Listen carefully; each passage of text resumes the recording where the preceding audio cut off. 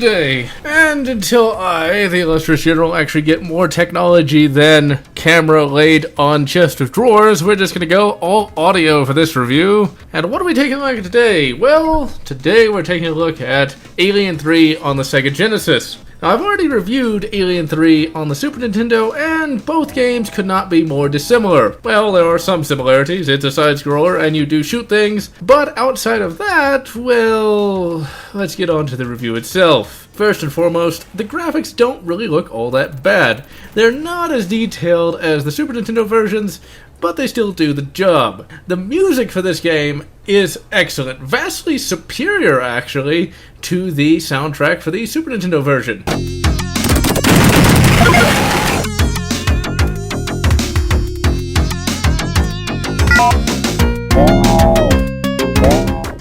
But unfortunately, music and graphics don't really mean much if the game itself is not fun. And unfortunately, ladies and gentlemen, even though this has all the elements of at least a passable game, unfortunately, it's not very playable. And what I mean by that is, when you play it, you don't really have altogether that much fun. The first big problem is, it's a timed game, and it's timed throughout, which is always a problem. It basically means you have to play the game almost perfectly, or you have to have the game memorized, which I know is saying, oh, General Lotz, it's a classic game. Some memorization is required, and yeah, I can understand that some memorization is required, but if you do not know where everything is, well, yeah, you're gonna lose. And not necessarily by being killed, but believe me, getting killed is quite easy. But I am going to continue harping on this time limit. This time limit fucks you so bad, it's not even funny. Essentially, you have to collect, or release, a number of webbed up prisoners. And that's really all you do in the game.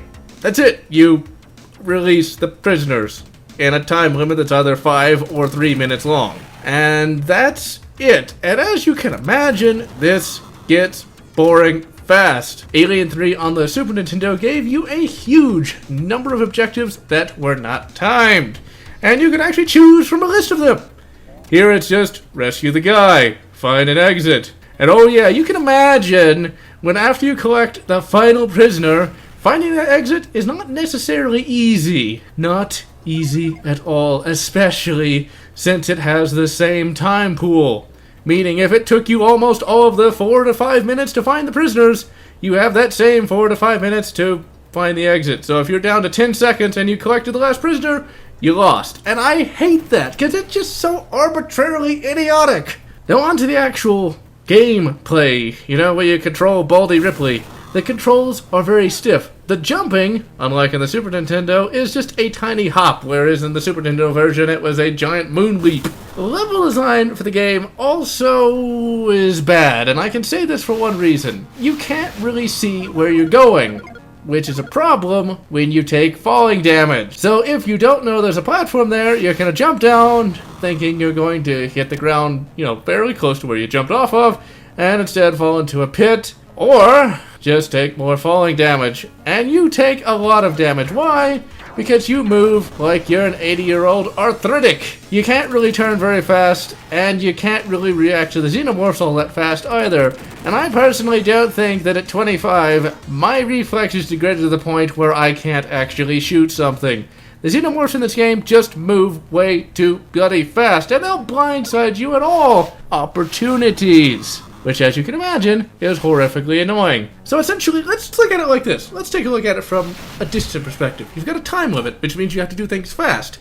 You've got twitchy combat, which means you have to do things methodically. Those two don't mesh at all. Really, the only way to overcome this is to either A, use a shitload of save states, which I did, or B, memorize the game, which kind of detracts from the whole having fun aspect of the game. Now, would I recommend this game? Well, no.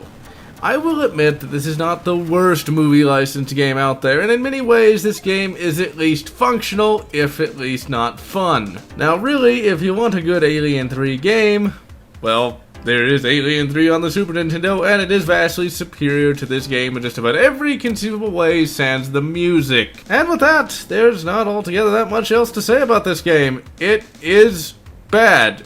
but not in the way that it's completely broken. It's just bad in the way that it's not fun, which in a way could be considered actually worse than if it was actually just a completely broken game entirely. So with that, this is General Lotz signing off yet again.